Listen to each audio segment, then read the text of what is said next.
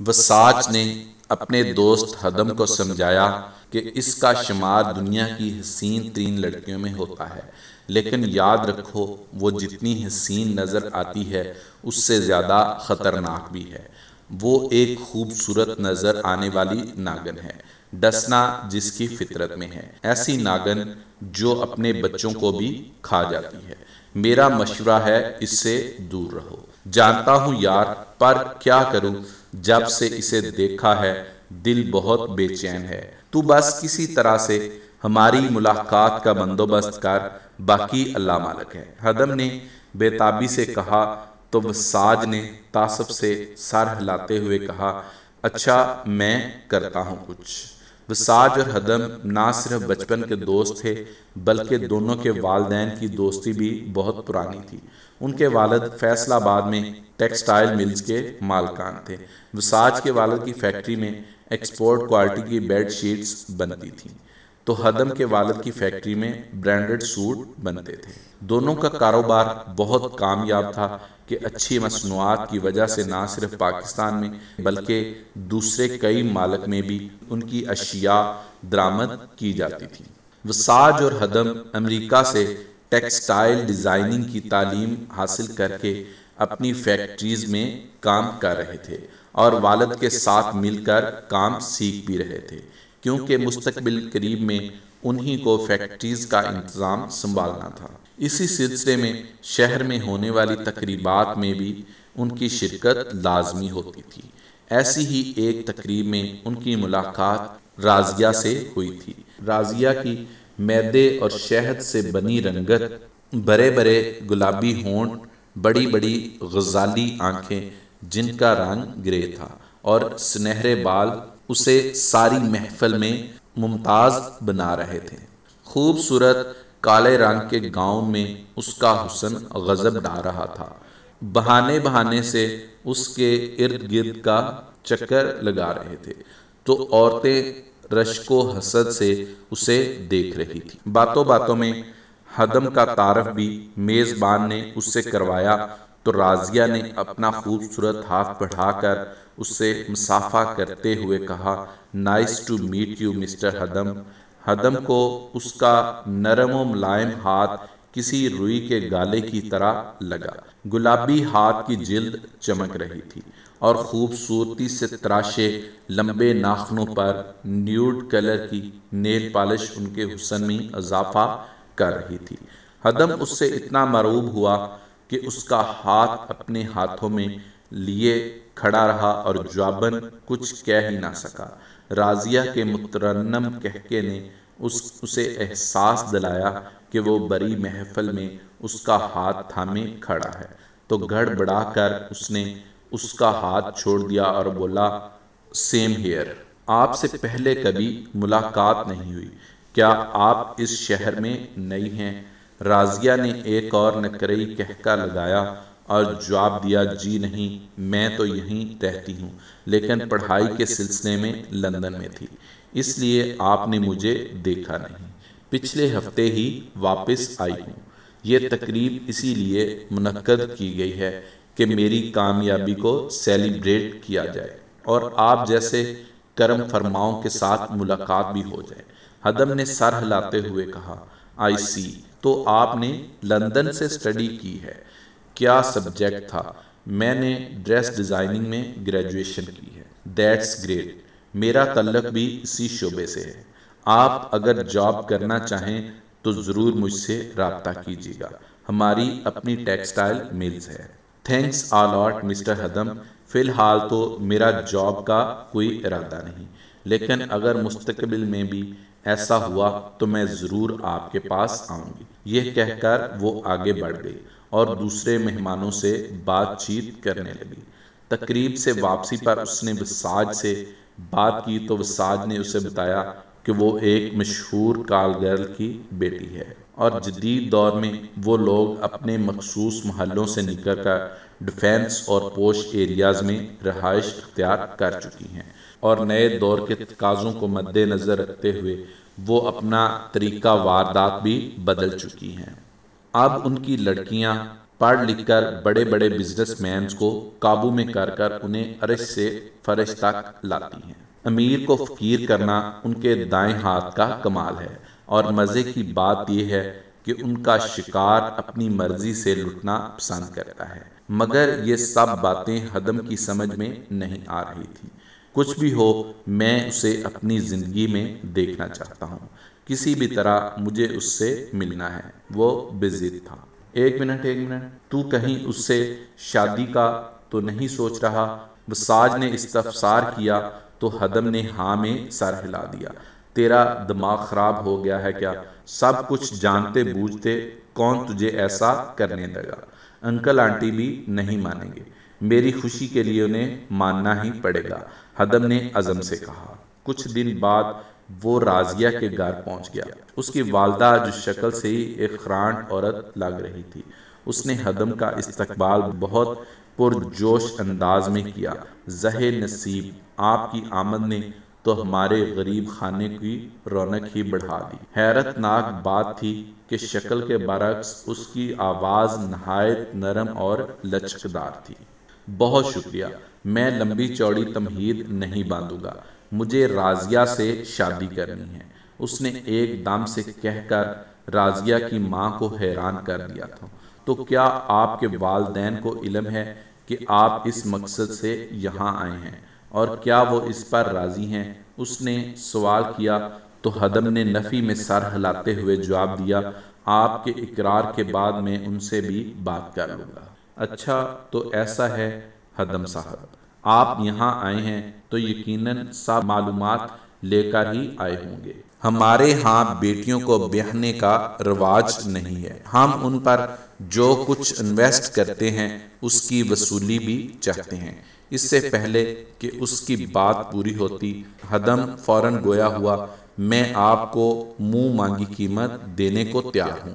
بہت اچھی بات ہے، تو ایسا ہے کہ آپ کو اپنی فیکٹری راضیہ کے نام کرنی ہوگی۔ بولیے، منظور ہے؟ اس نے استفسار کیا تو ہدم نے کہا، فیکٹری تو پاپا کے نام ہے، لیکن میرا وعدہ ہے کہ جیسے ہی اس کی ملکیت مجھے ملی میں اسے راضیہ کے نام کر دوں گا۔ نہ ہدم صاحب، ادار کے ہم قائل نہیں، یہاں تو نقد سودا چلتا ہے۔ یہ آپ کا مسئلہ ہے کہ آپ اس ناممکن کو کیسے ممکن بناتے ہیں۔ میں نے اپنی شرط آپ کو بتا دی، آگے آپ کی مرضی۔ اتنے میں راضیہ ڈرائنگ روم میں داخل ہوئی۔ اس پر نظر پڑتے ہی ہدم نے بے قراری سے کہا، مجھے منظور ہے، اب میں آپ کے پاس تبھی آؤں گا جب آپ کی شرط پوری کر لوں گا۔ گڈ، آپ دونوں بیٹھیں اور چائے پئیں، مجھے کچھ کام ہے۔ یہ کہہ کر راضیہ کی ماں اندر کی طرف چلی گئی، اور راضیہ ہدم کے ساتھ صوفے پر بیٹھ کر اس سے باتیں کرنے لگی۔ راضیہ کی ماں جانتی تھی کہ کب گرم لوہے پر چوٹ لگانے سے اسے اپنی مرضی کے مطابق ڈالنا ہے۔ ہدم نے کیسے والدین کو منایا، کیا کیا اور کیسے کیا، یہ ایک لمبی داستان ہے، مگر اس نے راضیہ سے شادی کر ہی لی۔ ہنی مون پیریڈ پر لگا کر گزر گیا۔ نئی شادی کا خمار اترا تو ہدم نے فیکٹری کے کام پر توجہ دی۔ زندگی کی روٹین شروع ہوئی اور وہ ایک بزنس مین کی طرح کام میں مصروف ہو گیا۔ اسے یہ تسلی تھی کہ راضیہ اب اس کی ہے، یہ اطمینان اسے سرشار کیے رکھتا تھا۔ وہ آفس سے سیدھا گھر آتا اور راضیہ کے آگے پیچھے دیوانہ وار پھرتا تھا۔ راضیہ کے منہ سے نکلا ہر لفظ، ہر فرمائش پوری کرنا اس پر فرض تھا۔ راضیہ آئے دن نت نئی تقریبات منعقد کرتی اور شمع محفل بنی لوگوں کی تعریفیں لوٹتی پھرتی۔ کبھی کبھار جب ہدم کے پاس وقت ہوتا اور وہ ان تقریبات میں شرکت کرتا تو راضیہ کی دوسرے مردوں سے بے تکلفی دیکھ کر کڑتا رہتا۔ کچھ عرصے تک تو سب کچھ ٹھیک ٹھاک چلتا رہا، پھر ایک دن جب وہ اپنے گھر میں منعقدہ ایک تقریب میں اس لیے شامل نہ ہو سکا تھا، اسے ایک جرمن کلائنٹ کے ساتھ ڈنر کرنا تھا۔ ڈنر کے بعد وہ گھر واپس آیا تو بجائے لان میں موجود مہمانوں سے ملنے کے وہ سیدھا اپنے کمرے میں چلا گیا۔ دروازہ کھولتے ہی اس پر بجلی سی گری۔ راضیہ اس کے کمرے میں کسی غیر مرد کے گلے لگی بوسو کنار میں مصروف تھی۔ راضیہ ہدم داڑا تو راضیہ نے ایک لمحے کے لیے اسے دیکھا اور پھر سے اپنے شغل میں مصروف ہو گئی۔ ہدم نے آگے بڑھ کر اسے بازو سے پکڑ کر اس کا رخ اپنی طرف کیا اور اس کے چہرے پر زناٹے دار تھپڑ مارا۔ بیڈ پر دھکا دیتے ہوئے اس نے اس مرد کے بھی 2-4 جڑ دی اور کمرے سے باہر دھکا دے کر کمرہ لاک کر کے راضیہ پر پال پڑا۔ یہ صلہ دیا تم نے میری محبت کا، میں نے تمہیں سڑک سے اٹھا کر اس محل کی رانی بنا دیا، عزت دی، مگر تمہیں عزت راس نہیں آئی، رہی نہ تم بازاری عورت، آ گئی نہ تم اپنی اصلیت پر۔ جب وہ اسے مار مار کر تھک گیا تو بستر پر گر گیا۔ راضیہ بے سدھ پڑی ہوئی تھی۔ اس پر ایک نظر ڈال کر اسے احساس ہوا کہ وہ نشے میں دھت تھی۔ ہدم غصے سے نکلا اور ریسٹ روم میں جا کر سو گیا۔ صبح ناشتے کے دوران اس نے ماں سے پوچھا، امی راضیہ نہیں اٹھی ابھی تک؟ وہ تو صبح صبح ہی گھر چھوڑ کے چلی گئی ہے، اس نے جانے سے پہلے کہہ دیا تھا کہ اب وہ کبھی واپس نہیں آئے گی، اس کی ممی نے اسے بتایا۔ نہیں آتی تو نہ آئے میری بلا سے، ہدم نے غصے سے کہا۔ رات کو تم دونوں میں جھگڑا ہوا تھا کیا؟ ممی نے پوچھا۔ نوکروں سے انہیں سب پتہ چل چکا تھا۔ جھگڑا میرا بس چلتا تو میں اسے قتل کر دیتا، ہدم نے مشکل سے ضبط کرتے ہوئے کہا۔ تو اس کے پاپا بولے، تحمل سے کام لو بیٹا اور جا کر اسے منا لاؤ۔ نہیں پاپا، اب وہ اس گھر میں نہیں آئے گی، اس نے جو گناہ کیا ہے وہ ناقابل معافی ہے، ہدم نے غصے سے کہا۔ تو اس کی ممی بولی، ہم تو بہت عرصے سے ایسی حرکات دیکھ رہے تھے، یہی وہ بات تھی جو ہم تمہیں سمجھانے کی کوشش کر رہے تھے۔ ایسی عورتیں گھر بنانے کی بجائے شمع محفل بننا پسند کرتی ہیں، مگر تم پہ تو اس کے عشق کا بھوت سوار تھا۔ مت بھولو کہ فیکٹری اس کے نام ہے، اگر اس نے تم سے جان چھڑا لی تو تم سڑک پر آ جاؤ گے، ممی نے اسے آئینہ دکھاتے ہوئے کہا۔ تو وہ ایک لمحے کو سوچ میں پڑ گیا، پھر سر جھٹکتے ہوئے بولا، دیکھا جائے گا، مگر راضیہ نے اسے دن میں تارے دکھا دیے۔ وہ نہ صرف جگہ جگہ اسے بدنام کرتی پھر رہی تھی، بلکہ اس نے اپنے گھر جانے سے پہلے پولیس اسٹیشن میں اس کے خلاف FIR کٹوائی، تشدد کی وجہ سے شوہر سے طلاق کا مطالبہ کیا، اور جب ہدم نہ مانا تو کورٹ کے ذریعے زبردستی طلاق بھی لے لی، اور ڈومیسٹک وائلنس کی بنا پر ہدم کو جیل بھی کروا دی۔ سزا پوری کر کے ہدم گھر واپس آیا تو گیٹ پر موجود گارڈز کی جگہ نئے گارڈز کھڑا پا کر حیران ہوا۔ جب اس نے اندر جانے کی کوشش کی تو گارڈز نے اسے روک دیا۔ یہ میرا گھر ہے، تم کون ہوتے ہو مجھے روکنے والے؟ اس نے دوبارہ سے اندر جانے کے لیے قدم بڑھائے تو گارڈ نے اسے بازو سے پکڑ کر روک لیا۔ میڈم راضیہ کا گھر ہے، تم کون ہو اس کے مالک بننے والے؟ ہدم نے حیرت سے اسے دیکھا، پھر واپسی کے لیے مڑ گیا۔ وہاں سے وہ وساج کے گھر گیا، جہاں وساج نے اسے بتایا، تمہارے جیل جانے کے بعد راضیہ نے چوری سے تم سے اس گھر کو بھی اپنے نام کروا لیا تھا اور انکل آنٹی کو گھر سے نکال دیا۔ انکل آنٹی لاہور والے گھر میں شفٹ ہو گئے ہیں اور راضیہ آج کل کسی نئے شکار کے ساتھ چلتی پھرتی نظر آتی۔ ہدم سر جھکائے بیٹھا اس کی باتیں سن رہا تھا۔